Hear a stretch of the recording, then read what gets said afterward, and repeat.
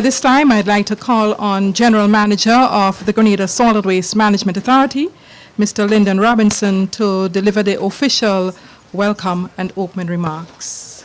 Let me take the opportunity, the pleasure, and maybe say the pride to welcome you to our Perseverance Landfill and the opening of what we call the Halifax cell. Now, the fact that we are gathered here at this time of the year when we have almost daily torrential rainfall and about 50 or more % of the waste we receive, the components of that waste are putrescible. It therefore means that whatever we are doing is working and should continue to work. It means that the anaerobic or the semi-aerobic sanitary landfill that was built and we continue to expand on is actually working, and we would do our level best to keep that operation to the point where we would have that waste being disposed and managed in a sanitary manner as possible to reduce the impacts on human health and to protect the environment. I would also like to thank those who contributed to the design and construction of the landfill, and those in the virtual space, Idea Consulting and the engineering firm that actually was responsible for the works. In VCU is 7,000, and the subcontractors who provided the requisite equipment and skills in order to complete the final cells of our Perseverance Landfill.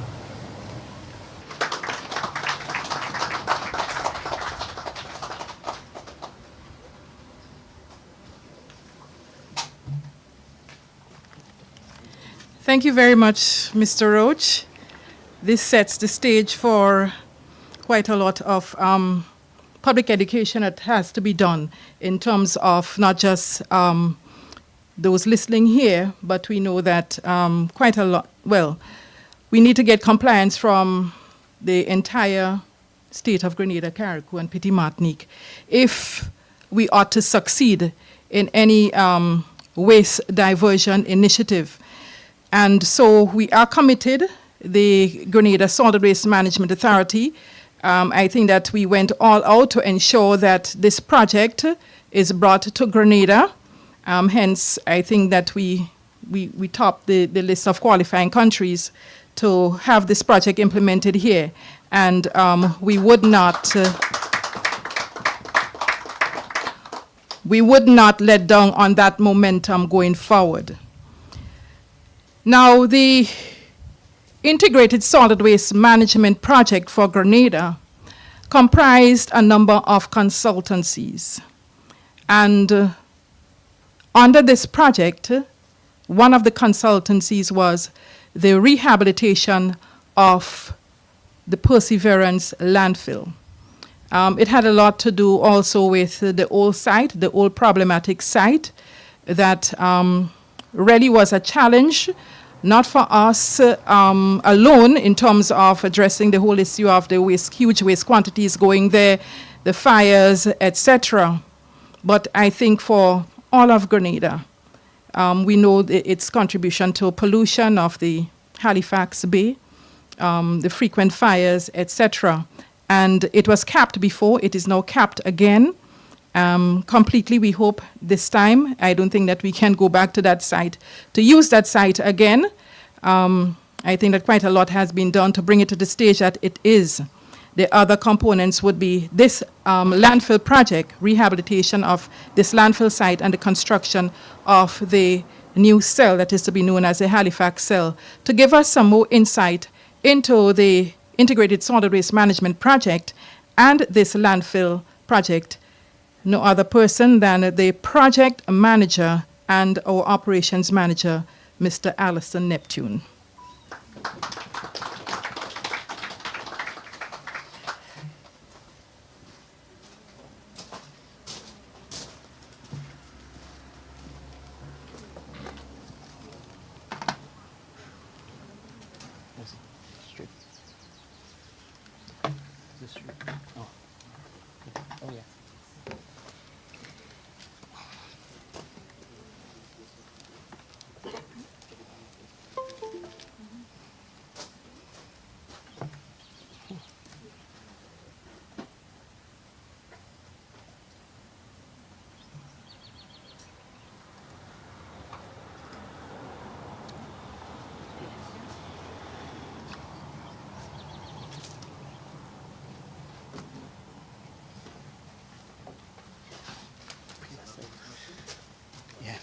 so I can do this. You on?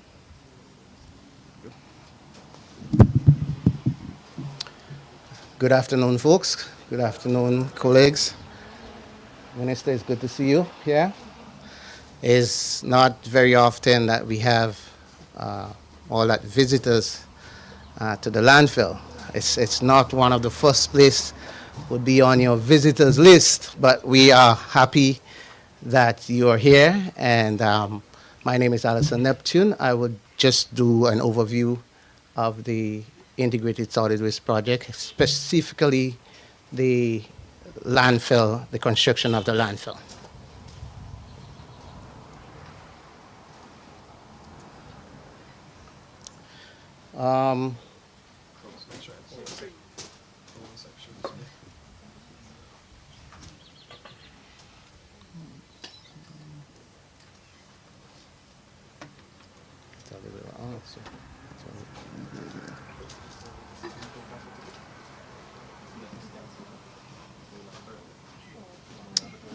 Okay, looks like we're up.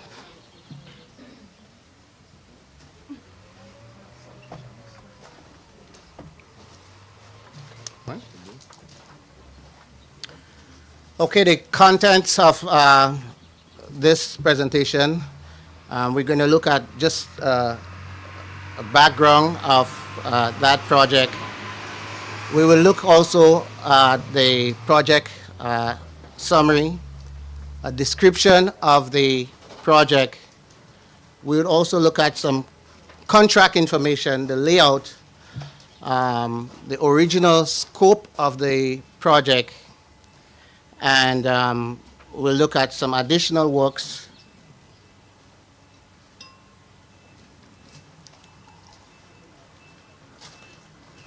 Okay, let's review slides. Yeah, just put it full screen. Hmm? Put it full screen. Where is it? Are we seeing it? Yeah, seen it. Okay, good. All right. So let me just go back to where. All right. Just get the full screen presentation. Okay.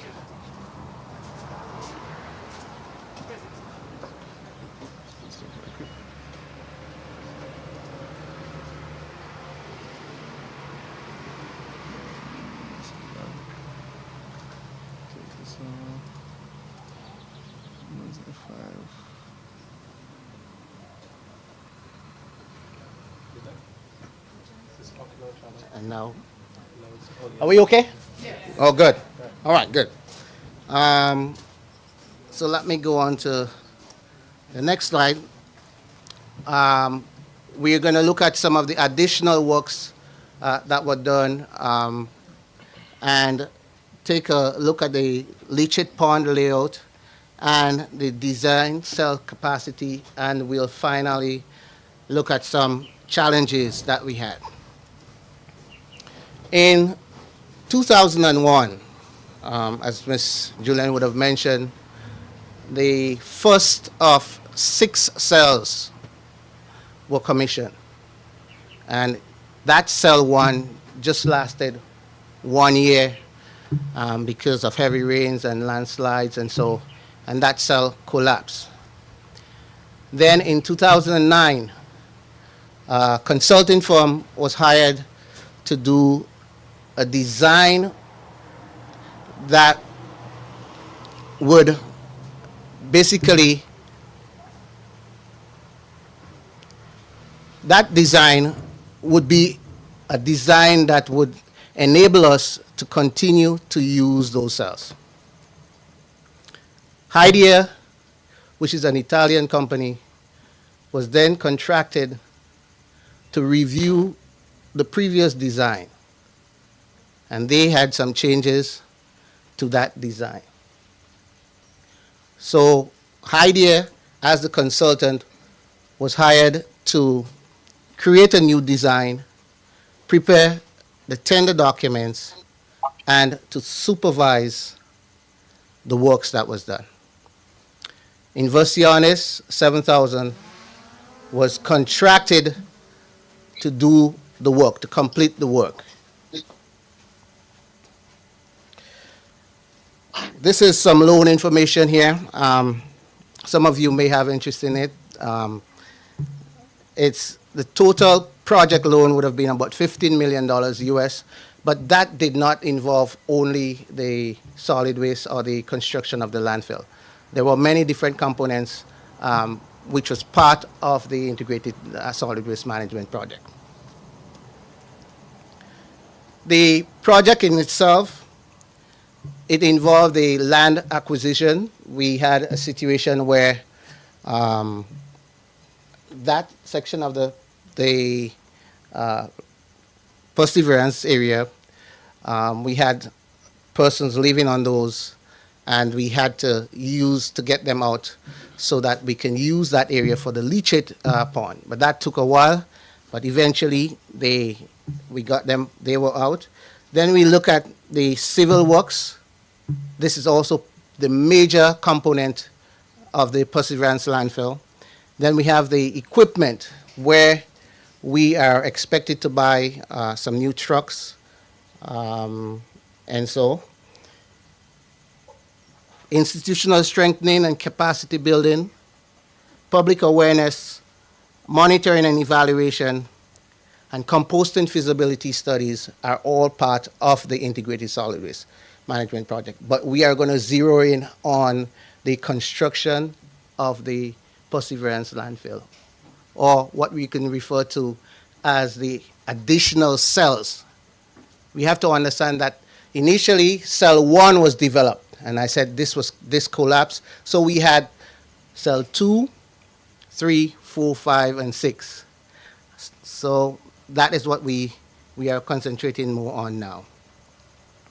Contract information, we would not go into that a little bit, but I can tell you that the contractor, which is Inversiones, 7,000, they were contracted to do the civil works, that is to build that landfill.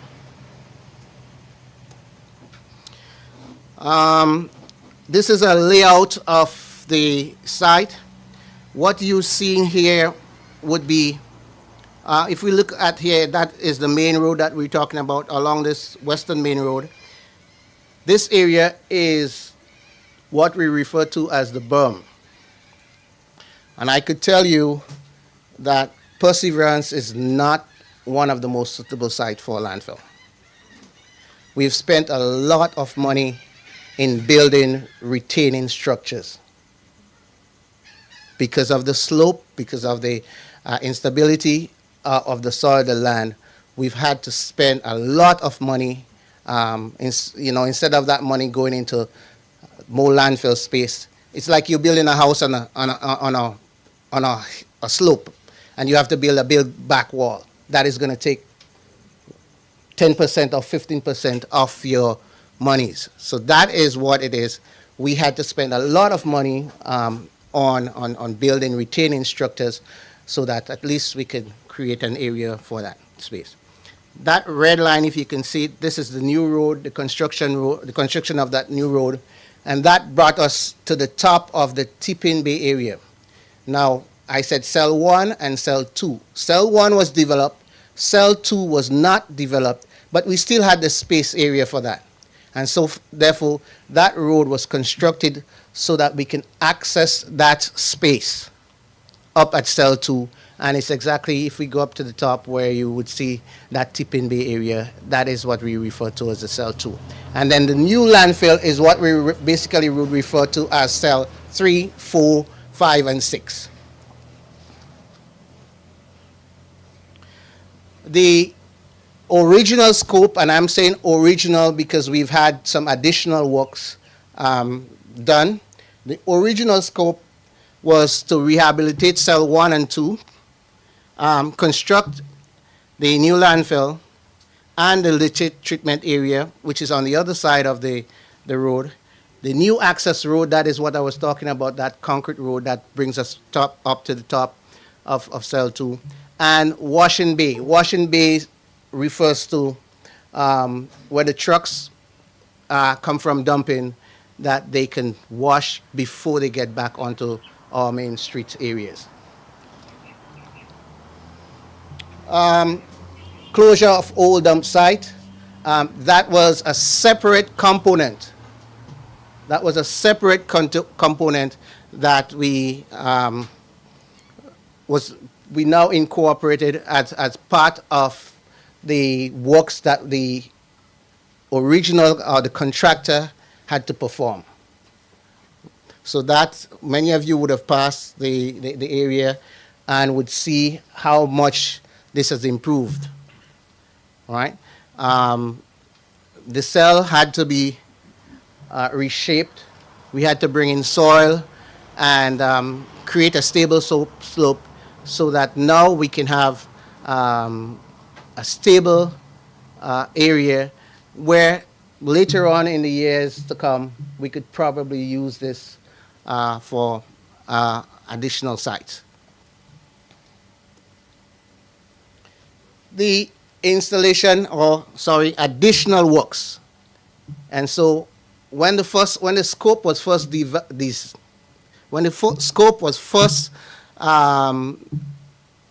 communicated to the contractor, these works were not included. And so then we included the installation of solar panels that will provide 25 kilowatts of power. The intention is that that section of the landfill area would be run solely on solar power, and we have enough that we can sell to Grenada to the grid. So that is one way. We've also built a water harvesting tank where we can store 35 gallons of water, 35,000 gallons, that is, of water. Yeah. And and a lot of that water, we have pumping facilities that we would pump up to the tanks, and that water can be used to wash down the areas, wash the tractors, and in cases that we have fires, we can still use those that water in that tank to do that. Complementing that also is that we've run what we refer to as a fire hose or water hose. Actually, it's about 1,400 feet from the bay in the dry season, so we don't have to use, in the dry season, we don't have to use water from Nawasa, and so that we can pump it from the bay. So it sort of belts around the landfill, and the lines are at the top, and then we can connect those, and if we do have fires, we can use those to out the fires. All right? And we've also, if you drive along that side, you'll see metal balers platform that we've constructed, and also the diesel tank platform. We've moved the diesel tank from where it was, and so these are all additional works that we've listed. You probably might not see much on that, but this is a leachate treatment pond. Now, leachate in itself is just the rain falling onto the garbage. And from that, you have this gray, black water that has everything you could think about in it. Everything. Because we all know, because of how we dump everything in our garbage. And so you can have paint, you can have whatever chemical you could think about, medicines, whatever chemical you could think about, it is in that landfill. So then when the rain falls onto that area, it just soaks through, and that is that water that would come from, that we call leachate. Now, previously, that used to just go down straight to the river. But what we've done is that we've built what we refer to as leachate treatment pond that has 3 different sections where we collect the leachate. The leachate is then treated, and then the final stage, it is then pumped up to the old dump site. And for those of you, when we get to the top, you would see some pipe network that goes around the old dump site. This is what we refer to our irrigation lines. So the leachate water now would then be pumped up to the top of the old dump site and then distributed through those lines to irrigate the grass and the other stuff that we've planted to stabilize the slope.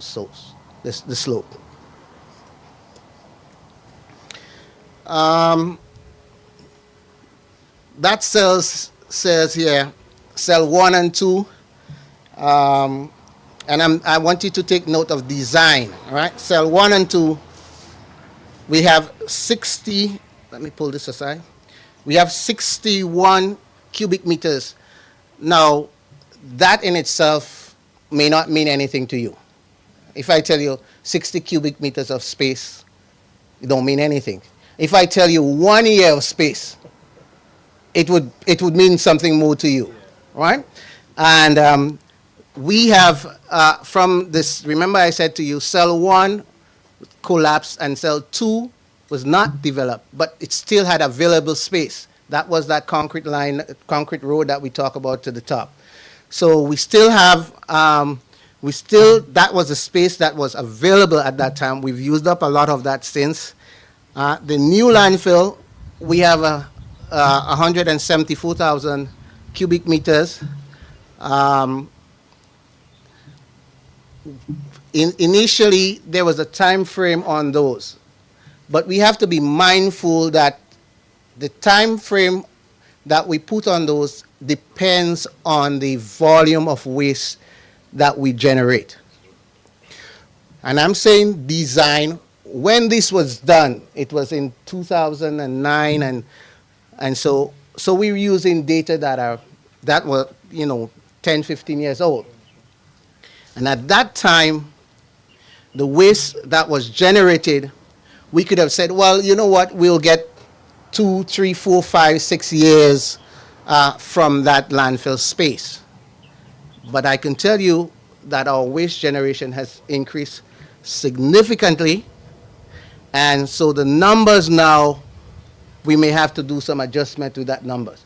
Now, if we want to extend, and we're hearing that we need to extend the life of this landfill, we have to ensure that not all this waste come into the landfill.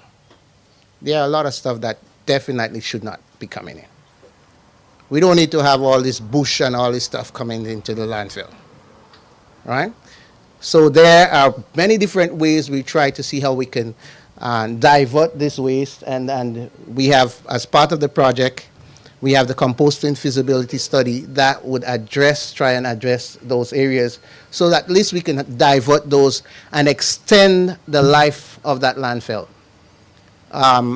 Many of you, most people don't like landfill close to them. And so we've tried to find additional landfill space, but you go and it's close to this house, it's close to this, and whatever it is. And so we then had to come back to Perseverance. That's why I said to you, Perseverance is not the suitable place for a landfill, but it's the only place that we have at present. All right?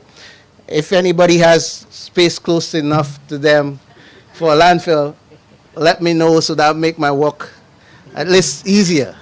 Okay? So it's something that we have to be mindful that it's very difficult for us in solid waste to keep finding space. So the approach now has to be is, you know what, we need to reduce on the volume of waste that is coming to the landfill. There are a lot of stuff that should not be coming. I know there's this correlation is as we become wealthier, we generate more waste, but it's not always the case. And it should not always be the case. There were times when the shoemaker would repair the shoe and everything like that. Now we change it and we get another one, and this other one goes to the landfill. Okay? I'm coming close now. The challenges, some of the challenges, and if you note, I'm saying some of the challenges. The rains. When we started that project, we had been hit with a lot of rains. And the issue with Perseverance area is that this soil has a high level of clay in it. So even if it rains for one day, that does not mean that work is going to start the next day, because clay basically keeps the water in. And so sometimes we have 2 days without, 3 days without we being able to do. So that would have affected the project time. The slope stability, and I said significant amount of money we had to put into building retaining structures. You know, the berm, which is basically to keep the garbage in, that berm cost over $1 million, just the berm to build, right? We're not talking about the landfill space or other things like that. Just the berm, the retaining berm, cost over $1 million to build. COVID-19, because this project would have started even when we had COVID, and we had issues where persons not being able to travel. You have businesses closing down, and equipment. If your equipment broke down, you could not go to this area to have it repaired because that shop was closed, and so therefore that affected us. And the last part is we had to, in some cases, we had to reallocate some funds from one side of the project into the other side of the project, so at least we can have those areas financed. Did you see that slide? Thank you very much.